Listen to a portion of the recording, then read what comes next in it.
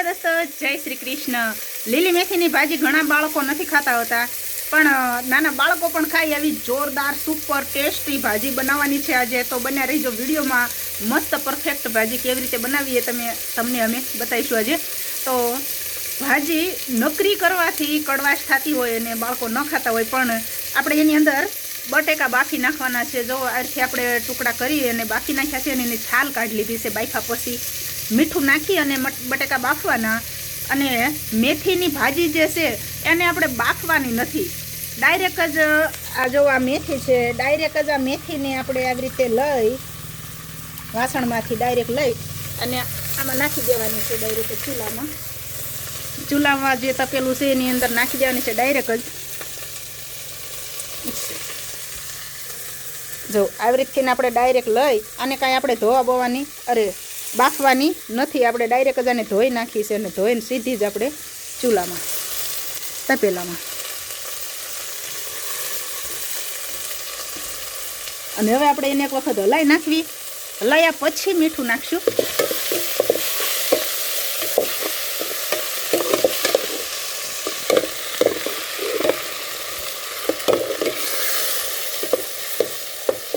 મસ્ત જ આવી રીતે ઘડીક તેલમાં શેકાવી દેવી ને એટલે એનો કડવાશ હોય ને એ બધું વરાળમાં આવી જાય। આવી રીતે ઘડીક તેલમાં શેકાવા દેવાની છે ભાજીને, અને પછી આપણે એની ઉપર જરીક નાખી દઈશું મીઠું। આ થોડાક પત્તા રહી ગયા છે એ હું આમાંથી લઈ લઈને નાખું છું।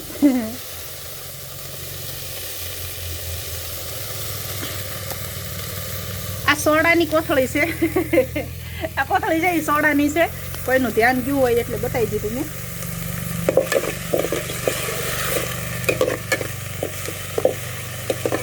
આવી રીતે 2 3 4 વખત આવથી હલાઈ નાખવી ને એટલે શું કે મેથીનું પાણી પણ બળી જાય અને કડવાશ પણ વહી જાય।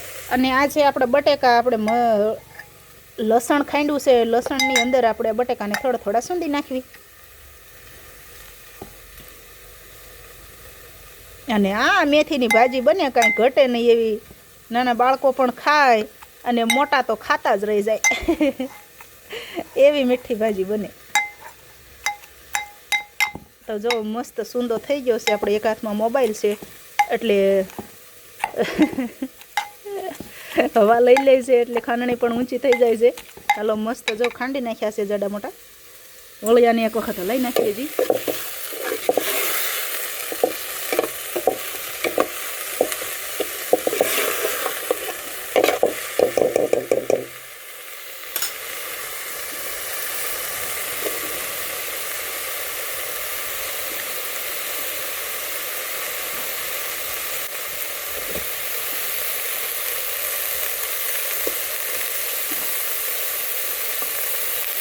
ચૂલામાં આપણે બળતું વધારે કરી દીધી એટલે હવે છે ને ફટાફટ બની જશે ભાજી।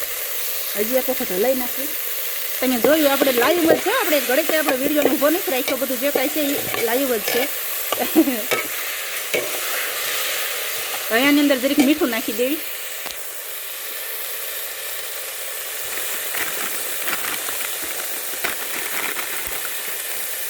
મીઠું આપણે બટેકામાં બાફવામાં નાખ્યું છે એટલે આપણે ભાજીમાં માત્ર ભાજી પૂરતું જ નાખવાનું છે, વળી પાછી ખારી ન થઈ જાય ખાસ ધ્યાન રાખવાનું છે।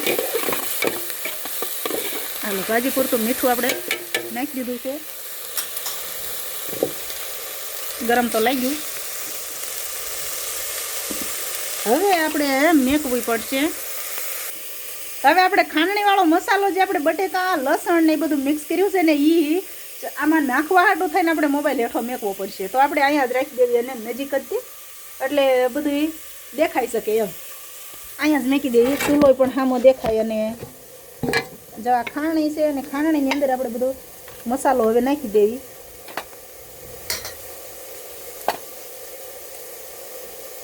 આ મરચું, લાલ મરચું પાવડર છે એ નાખી દેવી।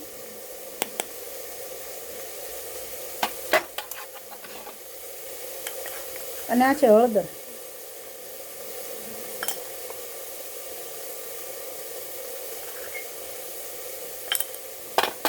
હળદર બને એટલી વધારે નાખવાની, તો કાંઈ ઘટે નહીં એવી બહુ જ વધારે પડતી આપણને મજા આવે। હજી એક વખત હવે આપણે હલાઈ લેવી ભાજીને। જો મીઠું નાખ્યું એટલે વળી પાછું પાણી છૂટું પડ્યું મેથીમાંથી।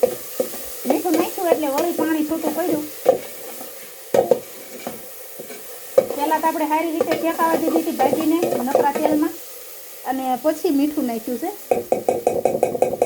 હવે આપણે આ બધો મસાલો જે છે ને ખાંડણી વાળો એ બધો અંદર એક હારે નાખી અને હલાવી નાખવી અને પછી ઉપર હું નાખવાની હું તમને બતાવું. છેલ્લે આપણે તપેલું ઉતારી લઈ પછી બતાવી તમને. પહેલાં તો આ નાખી દેવી આપણે અંદર. જો મસાલો બન્યો છે.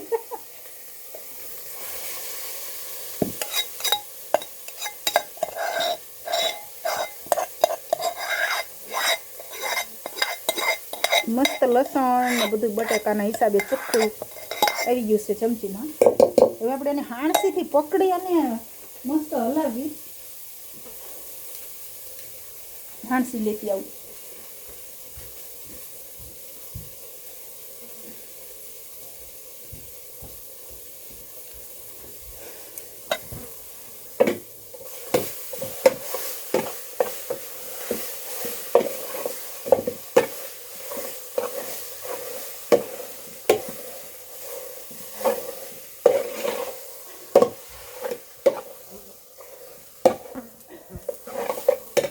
ક્યારેય તમે આવી રીતે બટેકા નાખી અને ભાજી નહીં બનાવી હોય પણ એક વખત ટ્રાય કરજો ચોક્કસ. બટેકા નાખીને ભાજી કરવાથી ભાજીનો ટેસ્ટ કાંઈ ઘટે નહીં એવો જોરદાર આવે છે. અને અમે એટલા માટે કહીએ છીએ કે જે નહીં ખાતા હોય એ પણ ખાશે એમ, કારણ કે અમારા સુજલભાઈ રહ્યા ને એ પહેલાં મેથીની ભાજી નહોતા ખાતા પણ એક વખત ખાધી ને અને મારે પણ ખોટું બોલવું પડ્યું. મેં કીધું પાલકની ભાજી છે તું ખાતો ખરો? તો ભાઈએ ખાધી એમ ત્યારના પછી હવે મેથીની ભાજી પણ ખાવા માંડ્યા છે. અને આજે અમારા ચાવડા સાહેબને ઉપવાસ છે એટલે અને આ ભાજી સ્પેશિયલ મેં અને મારા સુજલભાઈ ખાટું જ બનાવી છે. હવે જો મસ્ત ભાજી બની ગઈ છે.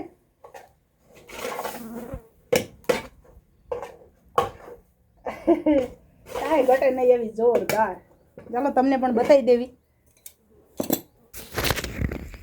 તમને પણ બતાવી દેવી જોરદાર ભાજી. જો ભાજી તો દેખાય છે ક્યાંય લીલું. ઓલી નકરી મેથીની ભાજી હોય ને તો નકરા લીલા કલરની જ હોય. હવે આ મસ્ત ભાજીમાંથી પાણી પણ સુકાઈ ગયું છે તો હવે આપણે એને વાસણમાં કાઢી લેવી.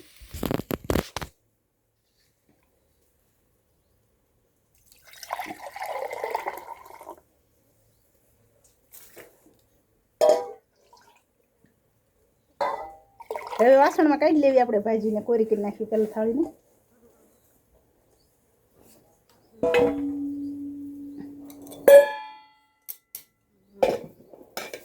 ચલો જોરદાર. જો હજી એક વખત આપણે આને હલાવી લઈએ. પહેલાં વાસણ ખાલી કરવામાં ભાજી તળીએ ચોટી એટલે આપણે આને હલાવી નાખવી.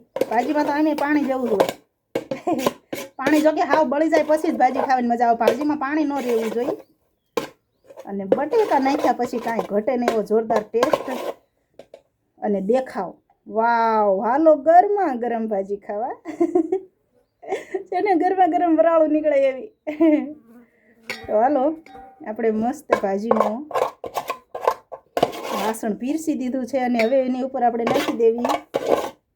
તમને બધાને તો એવો વિચાર આવશે તો આવતો હોય છે ને કે કોથમરી જ નાખશે પણ ના, આપણે ભાજી ઉપર કોથમીર નથી નાખવાની.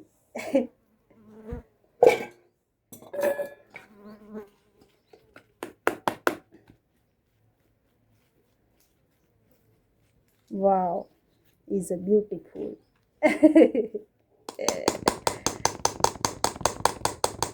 દેખાવ આવે છે કાંઈ ઘટે નહીં આવ.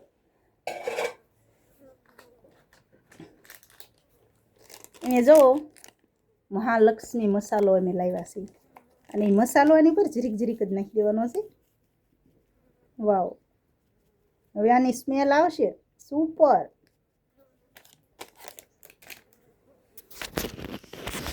તો ચલો મસ્ત મેથીની ભાજી બટેકાવાળી બનીને તૈયાર છે અને હારે ઘઉંના રોટલા. તો આવો જમવા. જો સુપર ટેસ્ટી. હાલો તઈ ઓકે બાય. જય શ્રી કૃષ્ણ. અને આવી ટ્રાય એક વખત ચોક્કસ કરજો હો બટેકાવાળી ભાજી બનાવવાની. જે નહીં ખાતા હોય ને એ ભૂલકાઓ પણ ભાજી ખાશે. જય શ્રી કૃષ્ણ. ખુશ રહેજો.